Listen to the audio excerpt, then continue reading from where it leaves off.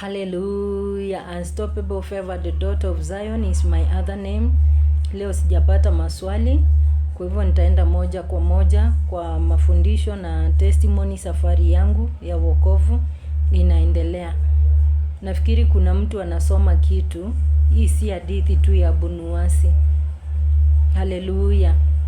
Ilifika kipindi kimoja tukalewa sana na mama mmoja, rafiki yangu, mpaka tukasahau majina kabisa. Nikamuita jina langu na yeye akaniita jina lake. Ilipofika the following day, huyo mama alipitia kwangu. Akaniambia, umeamka? Lakini nimekuja kuuliza swali, mbona jana tulikuwa tumebadilishana majina na tulikuwa wawili tu tukilewa, tumepiga kelele, tunaongea hadithi tu za wokovu na sasa hiyo tunakunywa. Sasa nikamwambia sio kana kwamba tulibadilisha majina kwa pombe. Katika ulimwengu wetu wa kiroho, hiyo inamaanisha maisha yetu imebadilishwa. Maisha tunayoishi sio maisha yetu. Nikamwambia sasa ni kuchukua hatua kutafuta Mungu aturegeshe maisha yetu. Na ndiposa hapo sasa nilianza sasa kumtafuta Mungu nikiwa serious. Ushaiona umeingia kwa nyumba, huku nje watu wanakuona uko na furaha, uko sawa. Lakini ukiingia kwa nyumba, unawasha taa bedroom, lakini unaenda kukaa kwa giza sitting room. Hata ukai kwa kiti, kwa floor hapo chini, umekaa hapo. Unalia machozi ya kweli, unaomba, unamtafuta Mungu mpaka Mungu anashuka. Hivyo ndivyo ilinifanyikia. Nilikuwa nje watu wananiona niko sawa, lakini nikiingia kwa nyumba na washa taa bedroom, naenda sitting kwa floor flat kumtafuta Mungu. Kuna kipindi cha kufika umtafute Mungu.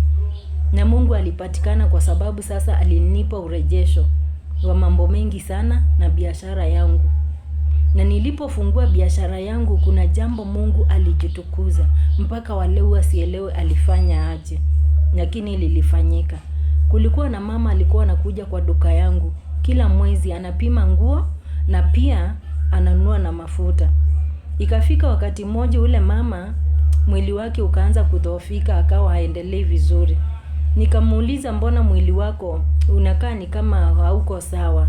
Akaniambia labda ni mafuta najipaka inanifanya nikae mweusi, ni kama uliniuzia mafuta mbaya. Mimi nikamwambia hapana, nilimtolea unabii bila kujua kwamba ni unabii namtolea. Nikamwambia hapana, inawezekana damu yako ni chafu. Mama alishtuka mpaka akaniomba kiti akakaa. Akaniambia ni ukweli, mimi na overbleed. Ni miezi kama 3 sasa. Nimeenda hospitali, nimeenda mpaka Machako, sasa wamenituma Kenyatta. Nikamwambia utaenda Kenyatta na inawezekana watakwambia ni kansa, lakini usiogope, utapona. Wewe nenda, ile ripoti watakupatia utaniambia. Mama akaenda. Sasa ndiposa alipoenda Kenyatta alipitia appointment kadhaa, ndio akaja kwa duka yangu tena akaniambia nimpatie kiti nikae. Nikampa kiti.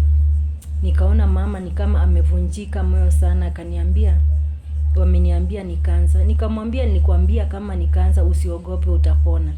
Fanya hivi, nitakuwa nikiomba kwa ajili yako na utapona.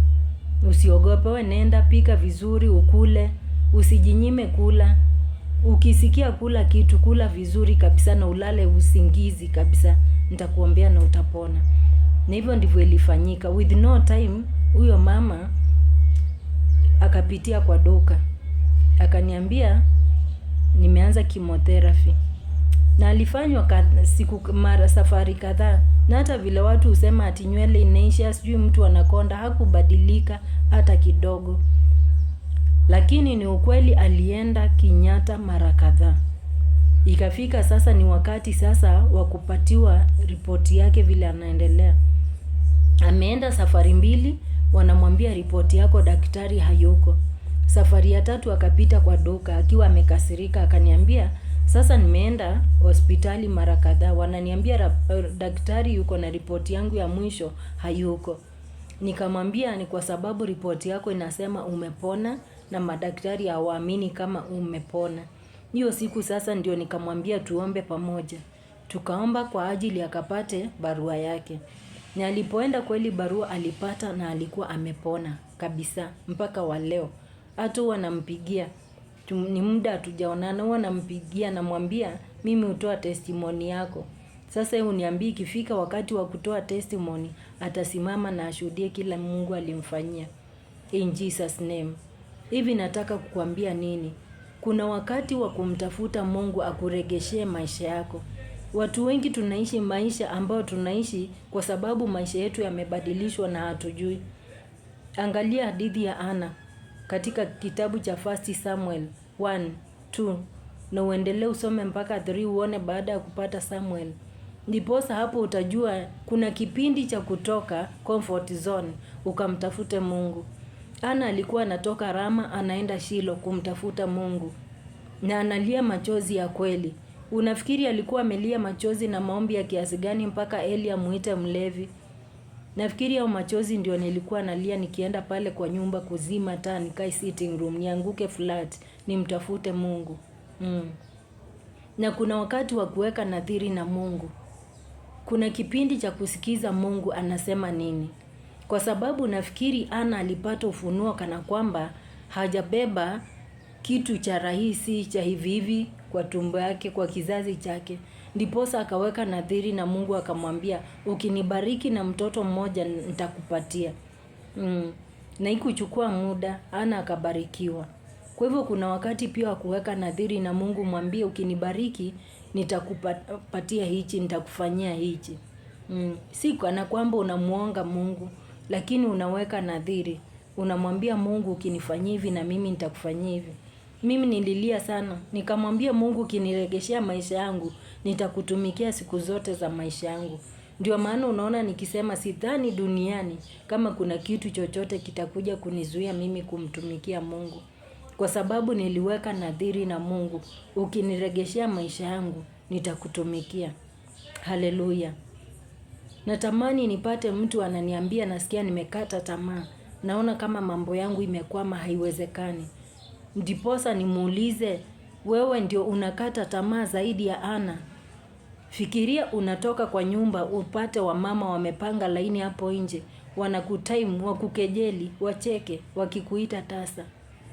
Kwa sababu nikipima naona mahali Penina alikuwa anakusanya wamama wanakaa, wakimgoja Ana atoke, wamuite tasa, wamkejeli. Na baadaye Ana alipobarikiwa, hakuna mahali historia Penina inaingilia, hata hakuna mahali watoto wa Penina wanatajwa mahali. Kuna kipindi ambacho kitafika. Wewe ambaye watu wanakukataa, wakutafuta wabook appointment kukutafuta, kukuona. Wewe ambaye ulitukana uliitwa tasa. Kuna kipindi watu watakuja kukuambia, nisaidie na mtoto wako ni mtume. Wewe ambao ulikataliwa uliitwa masikini. Kuna watu watatamani kuitanishwa na wewe. In Jesus name. Wewe ambao unaona kama mambo yako ni magumu sana haiwezekani. Weka nadhiri na Mungu. Piga magoti, mlilie Mungu machozi ya kweli na bila shaka Mungu atakutendea. Mungu aliyembariki Ana hajakufa.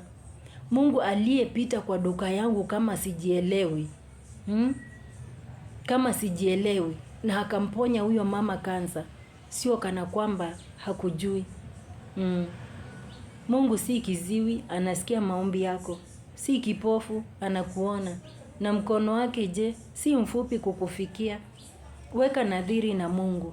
Mtafute Mungu, mlilie machozi ya kweli na bila shaka atakutolea aibu. Na uandike mahali kile ambacho Mungu alinena. Mungu si binadamu aseme uongo. Habadilishi maneno yake. Neno lake linavyotoka ni kama mvua itokavyo juu mbinguni mpaka chini kwenye ardhi. Halitarudi bure. Inawezekana ikachelewa lakini litatimia. In Jesus name. Hallelujah.